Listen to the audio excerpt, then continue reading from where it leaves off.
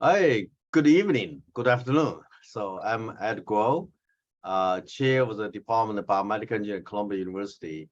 Today, we're very excited to continue our research spotlight series called the BME Faculty in Focus, where we will highlight the exciting research conducted by our own Columbia BME faculty. Moving forward, these lectures will be available on our Columbia BME YouTube channels at youtube.com Columbia BME. So very simple for you to remember.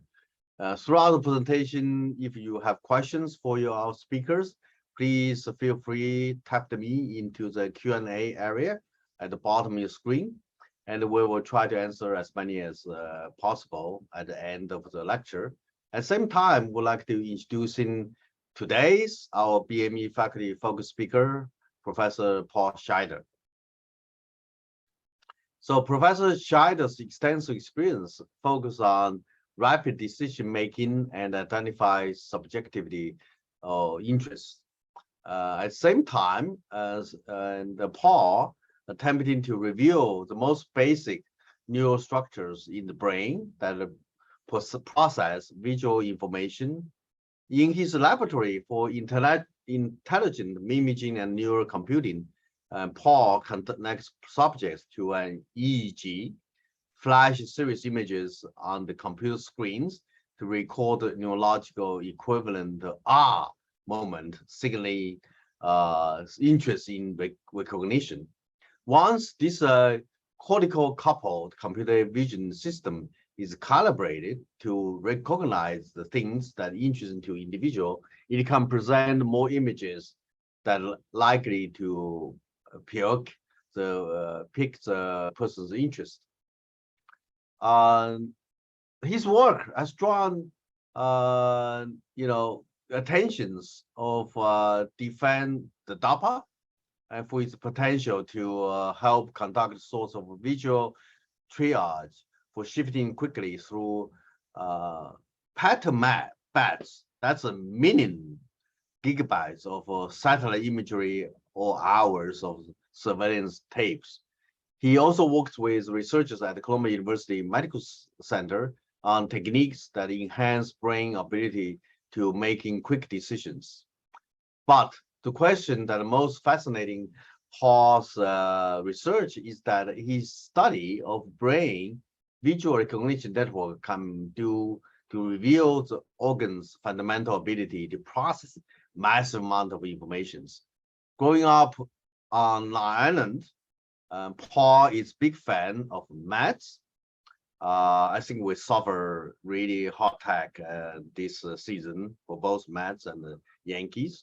And but Paul knows he wants to be engineer, was also fascinated by the anatomy and physiology.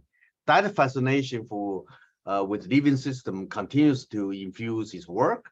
At the same time, his engineering perspective is helping redefine what we know about the human brain. Paul got his bachelor's from MIT in 1989 and a master's from UPenn from 1992 and PhD from UPenn in 1994.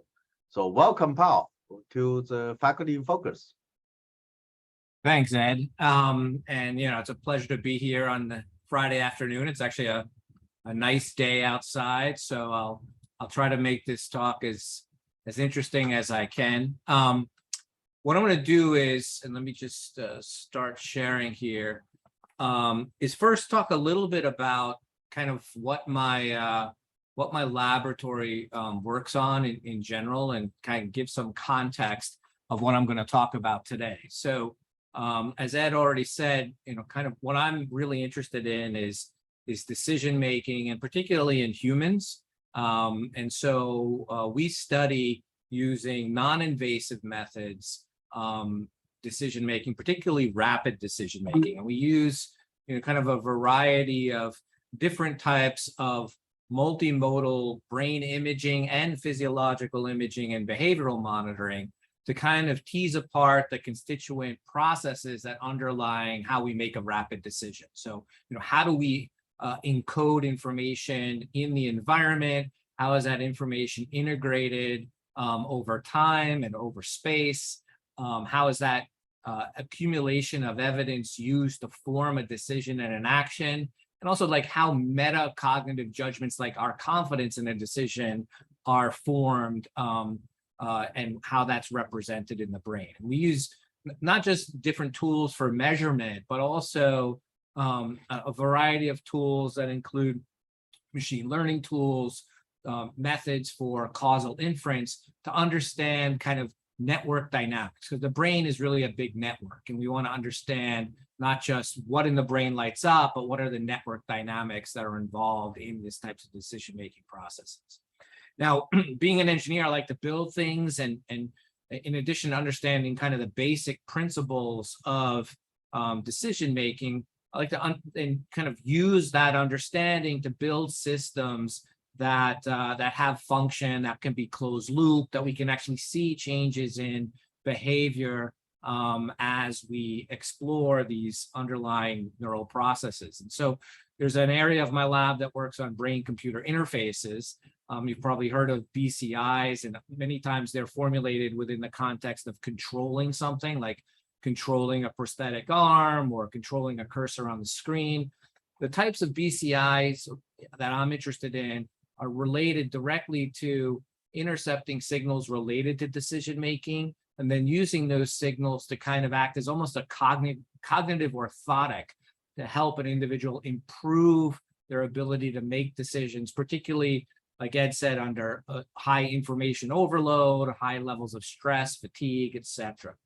And then the third kind of piece of my lab works at the clinical boundary, particularly in psychiatry and mental health, and looks at both, how in maladaptive decision-making and diseases in which one sees that, such as in schizophrenia, major depressive disorder, OCD, how we can use the normative neural signatures to kind of understand what's going on in the brain when decision-making is effective pathologically. And then also, we kind of also build brain-computer interfaces that we can use to target and improve therapeutics. And in fact, that's what I want to talk about today. So basically how we're using our knowledge and our understanding of underlying brain activity that relates to decision-making or functional connectivity of networks to try to improve treatments of mental illness. And so, getting back to this idea of brain-computer interfaces, and you can't pick up a newspaper or Wired magazine or even Twitter and not see something about, BCI. Even Elon Musk is in this space, for better or for worse. And so the key about a brain-computer interface, and in fact, I'm using BCI here in quotes because it's really brain-body computer interfaces, where there are two major paths that one has in a BCI. So one is kind of the reading pathway, and the other is the writing pathway. And so the reading pathway, the measurement side, is, typically we look at measurements from the central or peripheral nervous system, but we can also look at the endocrine system, the musculoskeletal system, information from the environment. And the idea is we can use those kinds of measurements and signals now to build models that allow us to drive either, let's say, external devices like a prosthetic arm, or directly interface with the nervous system through, for instance, targeted neuromodulation. And it turns out there's a lot of really exciting work, particularly in what's called the invasive side of BCI, where one would actually implant electrodes, whether measurement or stimulating electrodes, with this kind of combination of a reading pathway and a writing pathway. And in fact, a cochlear implant, in fact, is a form of a BCI that has this type of reading and writing type pathways. Now, in terms of other applications, and this one is just, I think, if you haven't seen this video or similar videos, it's really astounding. So this is an individual that suffers from Parkinson's disease. He has an implanted stimulating and recording electrode that right now he's at the physician, and this thing on his chest is actually an inductive couple that allows the physician to program that interface. And so I'm going to play this, and you're going to see that right now the system is off, and you can see the tremors that are typical of Parkinsonianism. And so now that you can't hear this, but the physician has turned on the stimulator, and already you can see two things. So one is his tremors have changed a bit, and he actually goes, whoa, because he feels like this little bit of electricity in his brain, and then it goes away, right? And now she's adjusting the amount of voltage. She's essentially tuning this brain-computer interface to now further try to mitigate the tremors. Now the tremors have stopped, and not only have they stopped, his dexterity is unbelievably good, right? He could never have done that without having this brain-computer interface that's measuring activity in his brain and also then stimulating, but tuned to what the physician delivered. So these types of devices have huge implications in neurology, and then also potentially in psychiatry. And so what I'm going to talk about is how these types of systems, and in fact, how these systems that are non-invasive, so doesn't require an operation, but the stimulation can be delivered non-invasively, how those can be used, those types of systems can be used to treat depression. So depression, almost everybody knows somebody who's had depression, or maybe you yourself have had a bout of it. It's actually the #1 leading cause of disability worldwide. It's huge economic costs. It's comorbid with a number of different types of other diseases, suicide. And of course, the pandemic only exacerbated this. It increased the prevalence of major depressive disorder, which is a clinical condition, by over 25%. And so one of the challenges in treating depression is that a significantly large population is actually considered treatment resistant, so 20 to 30%. What that means is that conventional treatments and therapies, whether it's pharmaceutical therapies like give SSRIs as an example, or psychotherapy such as cognitive behavioral therapy, they just don't work on this fraction of the population. So it's important to try to come up with new approaches that can be effective for this treatment-resistant group. And so over a decade ago, there were neurostimulation technologies that were in use, actually many decades ago. But about a decade ago, one particular technique called transcranial magnetic stimulation was approved by the FDA to treat major depressive disorder. And this is actually an example of a physician putting a TMS system over a part of you can see it's non-invasive, there's no surgery, it's actually in office done. And what this technology does is it generates a very transient, so a high, what's called dB/dt magnetic field in a 8-figure-8 coil. So it puts a current through this figure-8 coil, discharges, creates an electromagnetic field, and that electromagnetic field can drive the brain. It can stimulate the brain. And so, so this has been exciting because it's now a treatment for those that are treatment resistant. However, there's still this challenge that the success rate of this particular type of treatment is not optimized yet. And in fact, if you compare it to another type of electrotherapy, which is electroconvulsive therapy, the remission rates are significantly less on both double-blind clinical trials and open-label studies. And those of you that might know about ECT, maybe even have seen it in the movies, that's actually even though it's non-invasive, it's a treatment that has many very severe side effects. So it's not something that would be prescribed to such a large percentage of the population. And therefore, there's been questions about, can we figure out how to make TMS, the efficacy of it higher? Can we improve these remission rates? And so if you look at this figure here, this is actually from a manufacturer. It's actually misleading in terms of how TMS works. So the idea is, here's this coil, it's put over the brain, and typically the therapeutic target, what you're trying to stimulate, is deep in the brain. It's maybe part of the limbic system, part that controls emotion, or part of the executive control system. And so it looks like this system is directly activating, or at least is engaging those deep targets directly. And it turns out that's not true. If you look at the electromagnetics, the electromagnetic field that can generate and stimulate, it only goes about a centimeter below the skull. So how does TMS work? And if the therapeutic target is deep, but the TMS target where it's applied is relatively superficial.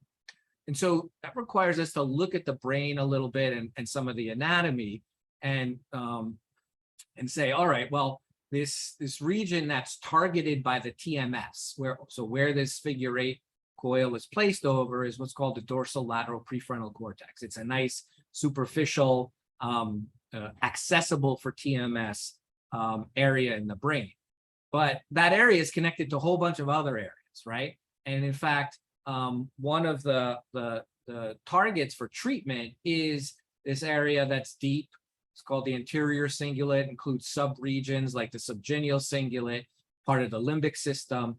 And so it's believed that the way TMS works is by effectively stimulating the superficial region, you're also driving this more distal deep region. Now, and there's a lot of evidence from anatomy, structural anatomy, and the structural connectivity that there are connections between these areas.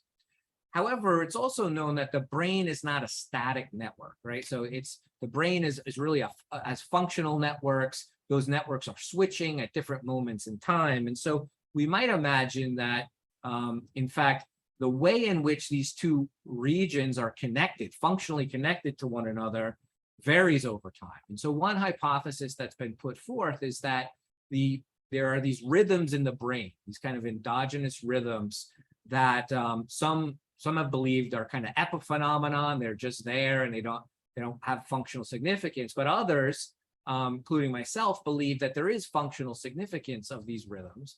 And one of the significance of these rhythms is actually to gate or index network formation and activity. And you can think about this like a way to do multiplexing. So you might have a rhythm, and this is one of the rhythms that I'm going to be talking about, what's called the alpha rhythm, which is between 8 and 12 hertz. From measuring externally, this is actually the strongest rhythm in the brain. And so one hypothesis is that these connections essentially compete for phase space, in a way that the phase at a particular time of this rhythm is going to index the strength of network interaction. So you can imagine, let's say at this phase here, these two regions of the brain might be connected in some modest way, but at this phase, they're connected much more, functionally connected more strongly. And if this is really the case, if this hypothesis kind of holds, and we think about this relative to how we would apply TMS at the target site to really induce a change at the therapeutic target, what we would want to do is we would want to synchronize the delivery of TMS to this phase and not this phase, right? Because essentially that pipe, that functional connection, is going to be much stronger if we can deliver here than here. And so what we did is we tested, we wanted to set up a test to really test this hypothesis. And this was actually a big effort, because what it required us to do was build a new type of instrument that allowed us to simultaneously measure EEG, so this oscillation, right? deliver TMS at a preferred phase and measure what was going on deep in the brain. And the way that had to be done is through the bold response of fMRI, since fMRI allows us to image these deep structures more reliably. And it was a and it still is a multi-institutional study, which include Medical University of South Carolina and Wisconsin. And in fact, in my lab, the three champions of this, and the students who got this done included Joseph Fowler and James McIntosh, both postdocs, and my super grad student, Zhao Sun, who's still here and getting her PhD in this area. And so, I'm not going to go through all of the challenges we had in actually building this instrument. And there's I could just talk about the electromagnetic interference and the signal processing that had to be done. I want to get right to the bottom line, which is when we ran experiments across whole population of different individuals and looked at the timing of the TMS delivery relative to this oscillation as measured through EEG and how it changes the bold response. What we found, quite interestingly, were, it does matter the phase in which you deliver this TMS. And so the way to look at these plots, these are 4 different subjects. So on the x-axis, this is the phase of that EEG oscillation. And I just overlaid a cosine so it's a little bit easier to see by eye. And then this axis, the x-axis, is the bold response. So the strength of the activation in the anterior cingulate. So we're delivering the TMS to the DLPFC, the superficial area, but we're measuring how that delivery affects this deep region, which is our therapeutic target, the anterior cingulate. And so one of the first things that's kind of interesting is if you look across different subjects actually have different preferred phases. It's not like every subject should be, their TMS should be delivered at the same phase, right? And in fact, the other thing is that the effect is quite strong. So if you look in this subject, the difference between triggering the TMS at a phase of pi over 4 versus minus pi over 4 is 8-fold. So you get an 8-fold increase in engagement of this deep therapeutic target if you time the delivery of the TMS to the endogenous oscillations that we can measure through EEG. Now, how does this relate? So we see this effect. Does it relate to this connectivity argument? So we can also do an analysis where we look at, instead of just are we activating a region, is this connection between where we're applying the TMS and where we're trying to engage deep in the brain, is that actually dependent on phase? And to make a long story short, yes, you can see the same kind of plot where there's a change in, this is called a beta weight, but you could think of it as just basically a correlation or the strength of this connection. And you see that in a set of healthy controls. And ultimately, since we were moving to see if we could improve the therapeutic response of TMS, we also started to look at patients that had major depressive disorder to see if this effect was also observed there. And yes, we also see that as a function of phase, there's a change in the strength of this connection. So this got us very excited, and we thought, okay, now let's test this hypothesis that if we just deliver the TMS at the right time, okay, based on the endogenous activity of the brain, that we're going to improve clinical outcome, right? And so this required us to do a double-blind registered clinical trial, and the design of, and actually also create a closed-loop system. So in this closed-loop system, the way it worked as follows. So a patient would come in, they would get imaged using our combined instrument that allowed us to look at EEG, fMRI, TMS all at the same time. From that, we could determine their preferred phase, in which if we applied the EEG at that preferred phase relative to the oscillation, they would have the biggest effect in the anterior cingulate, the therapeutic target. Then all patients were scanned for that, and then they were randomly assigned to one of 2 arms of the trial. In one arm of the trial, they received over a period of 30 sessions, over 6 weeks, TMS synchronized to this internal state, this oscillation, or they received non-synchronized TMS. Okay, and this whole system was actually also very complicated because we had to do all of this in real time. So we had to. This is kind of an example here where you have to track the internal, these signals that you're seeing from the EEG. You have to model them in a relatively short period of time because you only have a few oscillations. These types of signals have what are known as a short coherence time, so they fade away. And so you have to model, you have to validate the model, then you have to predict when you're going to stimulate. And so we built this system, and it took, to make a hard problem even harder, we did this during COVID, right? Because we started this whole clinical trial prior to COVID. And then during COVID, it turned out because major depressive disorder just increased in terms of prevalence, the IRB actually encouraged us to keep doing this through COVID because these patients really had no other possible therapy. They were resistant to other types of treatment. This just gives a little bit more about the design.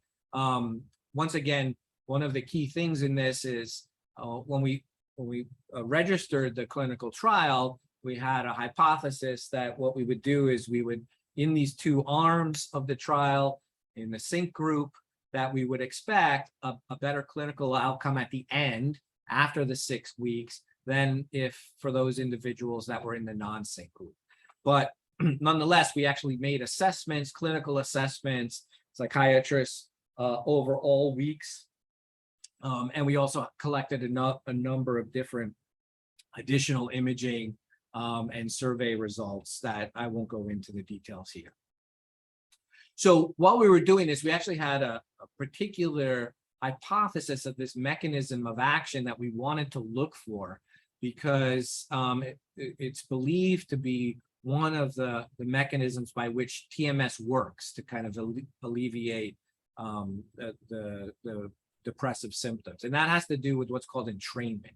And so in the entrainment hypothesis, the idea is that if you can entrain the brain, and I'm going to explain what I mean by that in a moment, with some kind of exogenous stimulation, particularly neurostimulation, that you can reset certain cortical oscillators, enhance neuroplasticity, and that would also change cerebral blood flow, and that to ultimately increase efficiency in TMS treatment, one would likely need to see an improvement or some type of entrainment. And so as we were conducting this blinded trial, we could look at whether or not we saw entrainment across the groups, regardless of whether they got better or not. And so entrainment, relatively simply here, is we look at different regions of the brain, right? And once again, the way that this whole procedure worked is individual would come in, so they came over 30 sessions, 6 weeks, five days a week. They would receive about 20 minutes per day of TMS treatment. They'd get these 75 TMS pulse trains. And so the idea was that the beginning of these pulse trains, if they were in the synchronized group, were timed to be delivered at the optimal phase as measured in our integrated instrument. And entrainment would be defined as what is the relationship in this alpha oscillation, particularly of the phase, after the train was applied relative to before the train was applied, right? And we could look at this across all 75 pulse trains in a session. And so from this, we can compute what's called the intertrial phase coherence, which really simply is just kind of a vector, a polar sum or vector sum across this polar plot of the entrainment or the relationship of the phase after versus before. And so in this case, if we look at all these 75 trials, we might get, a sum vector that looks like this, which is, let's say, modest entrainment. But if we got something like this, where after every trial, we're essentially getting the same relationship of the phase before and after, then we get a much stronger intertrial phase coherence indicated by this larger vector. And so one thing that we were seeing, which we were very excited about, is that if you look across the two groups, and this is just an example subject from each group, in the unsynced group, there is some entrainment, right? So there's some non-zero intertrial phase coherence, but over these 30 days, it just kind of, it doesn't, it kind of meanders along and doesn't change, right? So there's some noise in this estimate, but there's no systematic change across time. On the other hand, in sync subjects, we were seeing this increase in entrainment over days. And this increase in entrainment can only be explained by a neuroplastic effect that was happening in the sync subjects. And we found this not just over the stimulation site. So this is the little red X here indicates where that coil is. But we also saw it over more distal sites, including over these electrodes that are right over the anterior cingulate, which is our therapeutic target. So we were actually seeing entrainment effects that looked like they were also related, or at least could be attributed to the actual therapeutic target. So we got excited and we were like, oh man, we can't wait till we see the results of breaking the blind. And so, we started getting intermediate results here, still not breaking the blind. But one good thing is, our patients were getting better. So regardless of which arm of the study they were in, they got better. So whoops, sorry, I threw away my key piece there. But this is called the Hamilton Rating Score, Hamilton 21. A lower score is better, means symptoms of depression are less. And so in both groups, regardless of which arm of the experiment they were in, it increased dramatically, and then actually increased even more so than had been seen in other studies. And there's reasons why, because there are a couple of other things that we did to optimize this.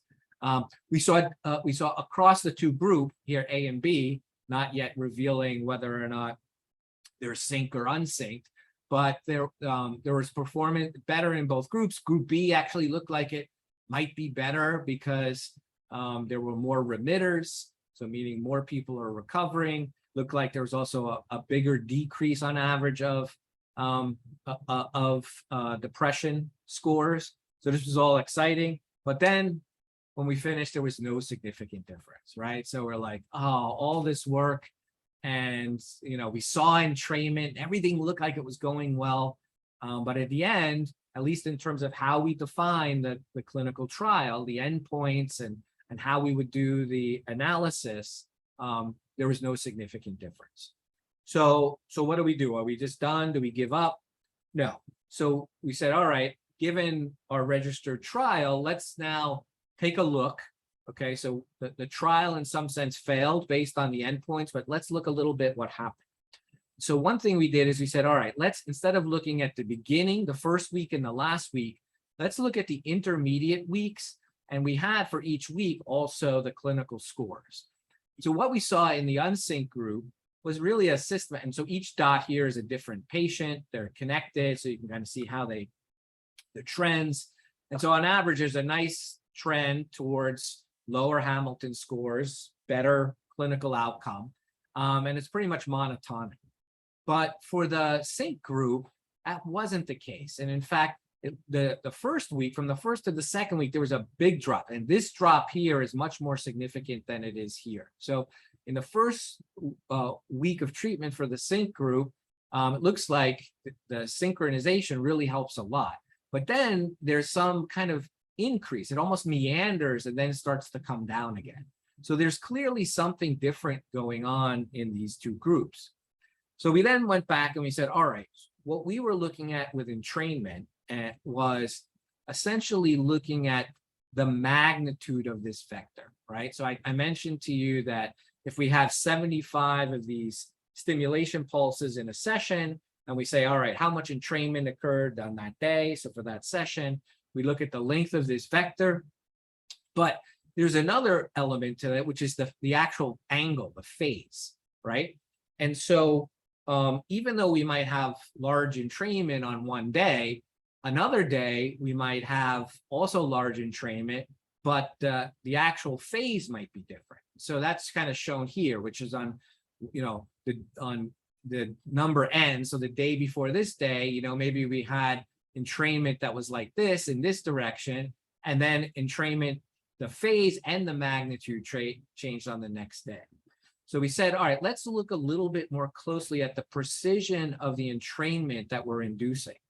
And so we did this a couple of ways. One was kind of, really simple, which is you create a polar histogram, right? And you say, all right, now I'm looking across all the sessions. So now I've got 30 days of sessions and I get an entrainment, both a magnitude and a phase, so a phase angle, and I can plot that. And I can say, all right, so for this particular patient across 30 days, this is kind of the peak of that histogram, and they're mostly at this phase relative to these other phases. I can also do that slightly different way where, when you build a histogram, the problem is you have to always figure out what your phase bin, what your bins are, right? In this case, it's what these sectors are, the sector width. So we could take all of our measurements, so basically all of our days, and kind of in an unsupervised way cluster them. So do like a circular clustering that would essentially divide into two different classes. One class would be the majority class. And so these are all different, for each one of these represents a different session, a different day for a patient, and all the red are in one class and the green are in the other. And we can look at, okay, the size of that, number of elements in that class as the size here, and then also kind of the spread across phases, right? So you can imagine that if we're delivering very precise entrainment, it means that for most sessions are in this entrained class, and actually this kind of spread is narrow, right? And it's particularly narrow compared to the other class. So now what did we see if we look at the data like this? Well, in the sync group, we find that there's a very nice relationship between, so let's say first, let's use the method that looks at just the histogram, that the more times, the more sessions that are in that peak of the histogram, okay, so kind of the more peaky it is really another way to say it, the better the clinical outcome. So now I write clinical outcome slightly different here. This is actually Hamilton decrease. So a higher number here is better. So the more decrease there is. So the more times that we're stimulating and entraining at that peak phase, and so essentially the same phase, the better the clinical outcome. You don't see that at all in the unsync group. And if you actually look at the other way, using this unsupervised clustering, you can, in fact, look at kind of the number of sessions, once again, that you're in that entrained group. So that's kind of the same thing as how often you're in that peak, but also how narrow that peak is, right? So essentially how precise. And so this axis is the standard deviation of these two classes. So if it's negative, it means that this entrained class is much more precise in terms of the phase. It's more narrow than the alternative. And so the cool thing we saw here was that, all the responders, everybody that got better was perfectly characterized by by their entrainment, if that entrainment was precise in terms of the phase and consistent across sessions. And none of that was seen in the unsync group. And so there's a number of issues to this trial. We were targeting 60 patients. We only ended up getting 32, of which, we ended up having only 24 after that, due to attrition and things like that. But it gives us a lot of hope that this approach for closed loop kind of delivery of TMS can improve the underlying treatment. And because we can improve not just what we've done in terms of the delivery and the measurement of the TMS, but there are ways in which we can actually make the delivery more precise, right? So we think there at least one way to do that is through kind of better instrumentation and some of our target software-based targeting.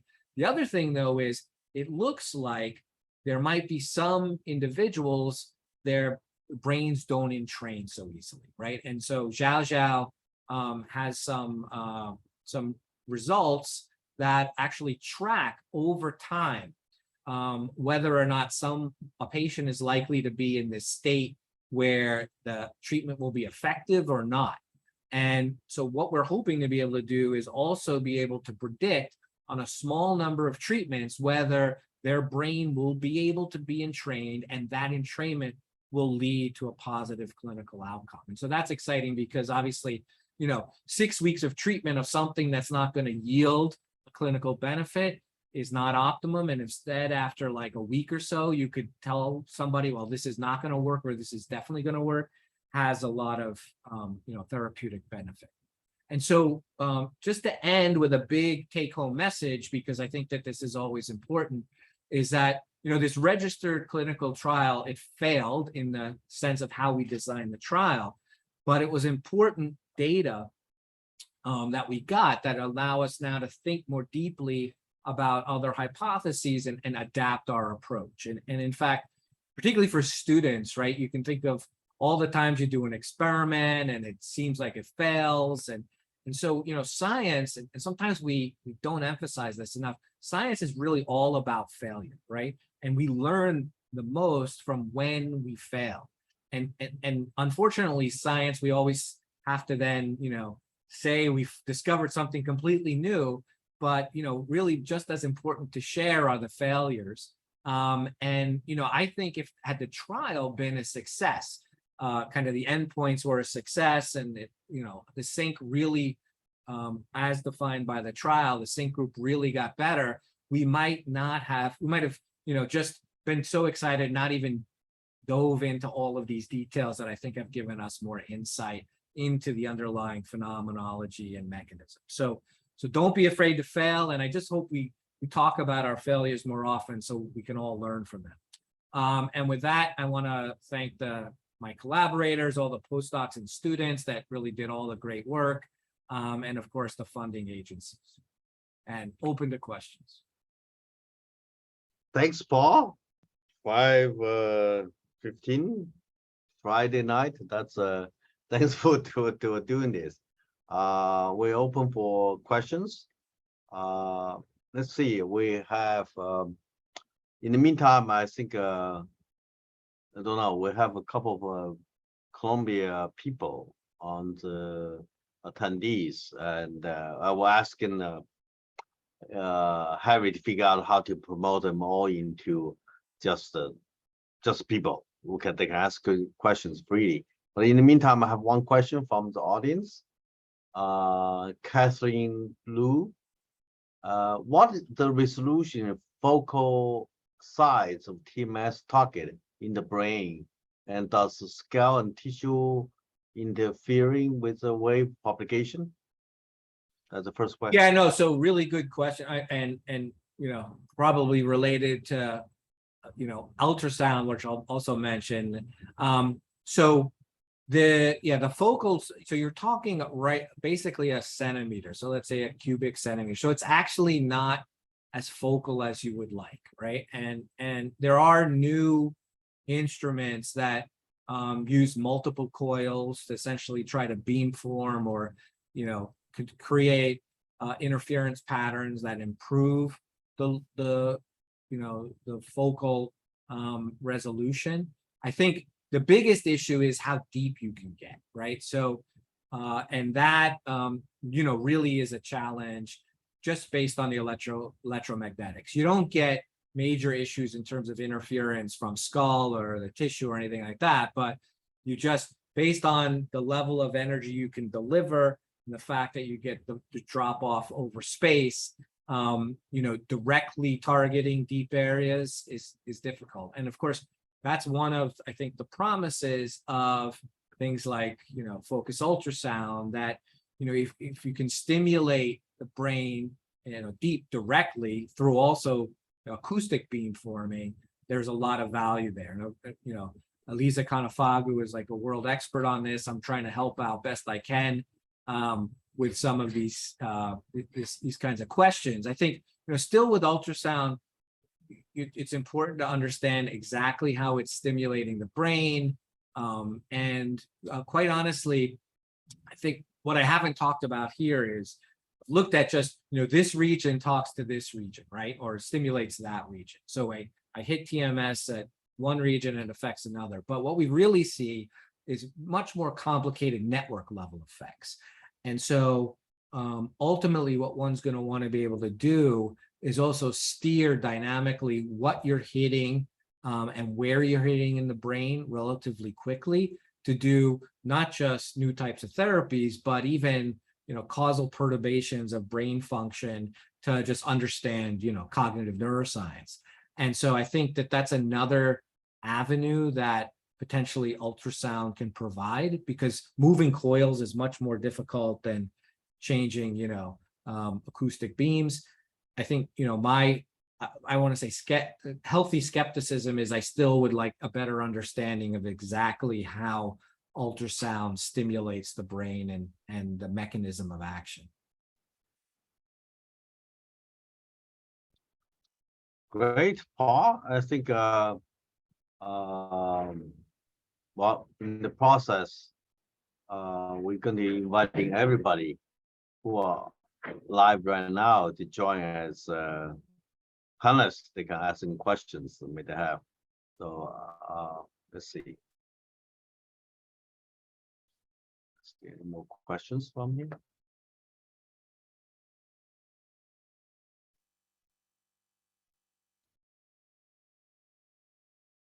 Okay. So before the people can join us as just a community, so what do you think about using the stimulation, right, as a way to treating Alzheimer or whatever the things that we're doing?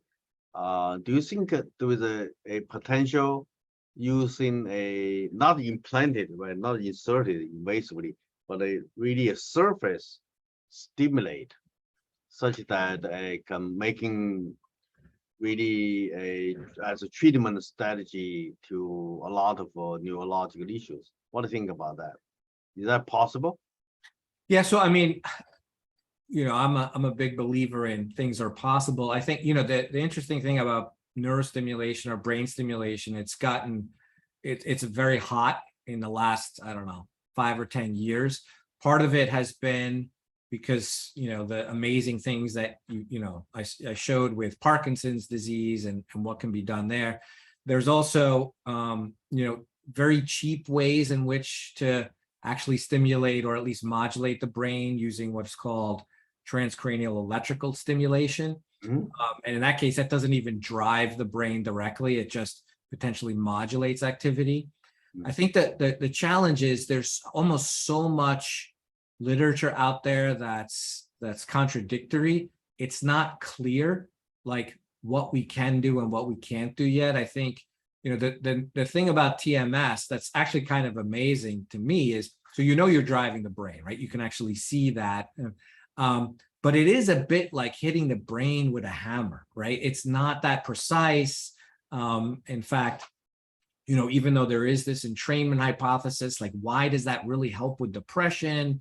And would it still help with obsessive compulsive disorder or Alzheimer's disease? So, all of this type of work that we can do in humans always has to be coupled with, I think, animal work, which I don't do, but, obviously collaborate with folks like Chi Wang and others.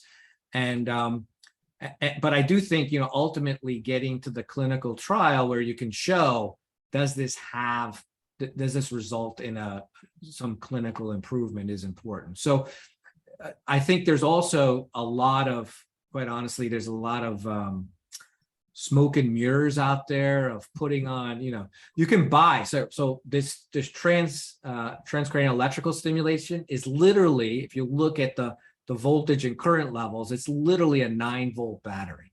So you put a 9-volt battery on the brain and people claim they feel better, they they learn more. But of course, there's a lot of confounds that are not well controlled. So I think that there's a lot of possibility, but I'm also a little cautious about where Yeah. we are right now.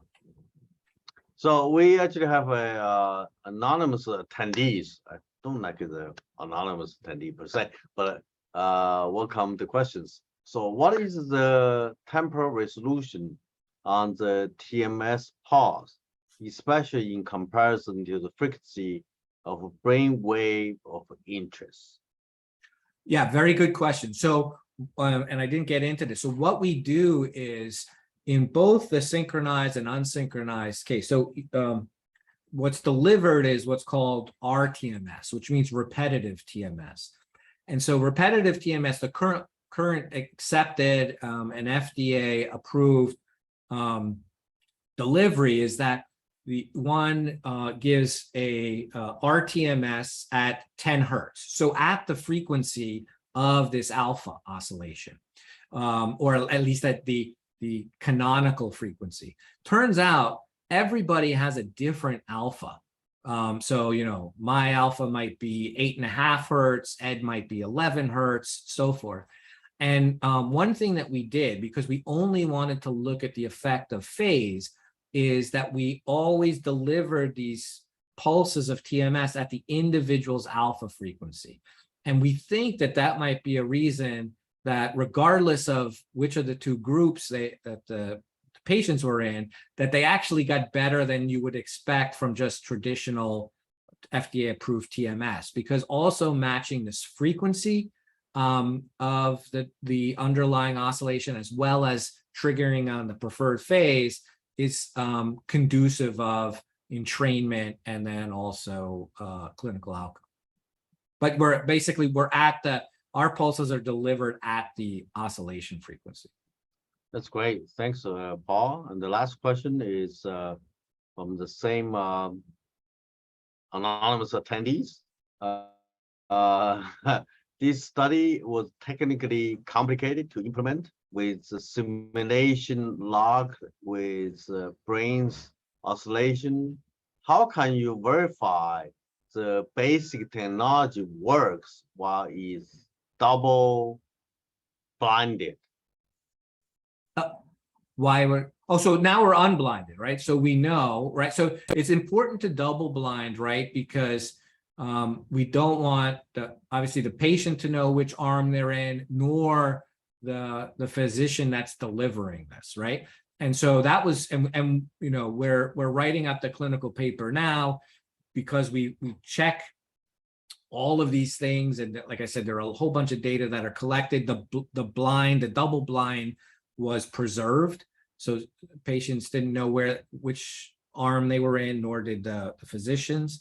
And but now we're unblinded, and I think you know, these I can also say I want really a shout out to them, our collaborators at MUSC, and in fact a former Columbia faculty, Truman Brown, who I'm a close collaborator with, like doing the clinical trials for this population of individuals is super hard. And you can think about it in terms of forget about all the technical issues, but these are people that are really depressed, and it's for that they're looking for some possibility of improving their condition, and they're traveling sometimes for hours, right, to come and to be in this trial.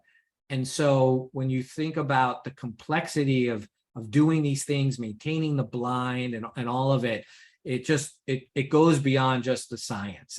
It's really the whole process of putting something like this together. And I have to say I learned a tremendous, I've been involved in 2 other clinical trials, but never this close. And so I always have tremendous respect for the clinicians, the clinician researchers who conduct these things. Okay, so we'll have 5 minutes to go. So this last question goes to Cody Slider. And were the pacing specific connection analyzed at all before selecting stimulation side? Was it generic across the patients? Say it again, was pacing, or what does it say? So were the patient specific connectomics analyzed at all? Oh, no, that's a really good question. And so the answer is no. And so I've only talked about the timing, right? And so, you know, and I also said, so when the time at which we deliver, right? But there's also a space component here, right? Because, you know, everybody's brain is a little different. And I already said, you know, TMS is kind of coarse. It's like a cubic centimeter in resolution, but you put it over this DLPFC. So there is some neuronavigation, but you know, how that part of the brain is connected to the other part of the brain, like the specific structural connections can be different. And so, you know, you could imagine that you would also want to spatially optimize based on also looking at the functional engagement. That's something we're definitely going to add to, you know, our next grant and our next clinical trial. And I think that it is super important. And what we learned is that this is also very individualized, right? Everybody has their own individual preferred phase, and so you gotta think about the individual when delivering this type of, for lack of a better term, personalized therapeutic. That's great. Thanks, Paul, for Friday almost 5:30, and then also is very impressive. You know, if you look at the slides Paul shared here, have NIH, NSF, DARPA, ARL. That's the Army Research Lab, if assuming, and then the last one is the Air Force. So that's really just one of the examples of fantastic faculty we highlight in the faculty focus. Thanks, Paul, and then thanks everybody for attending our faculty in focus seminar, and then we check us back. And have a good weekend, everyone. Yeah, have a good weekend.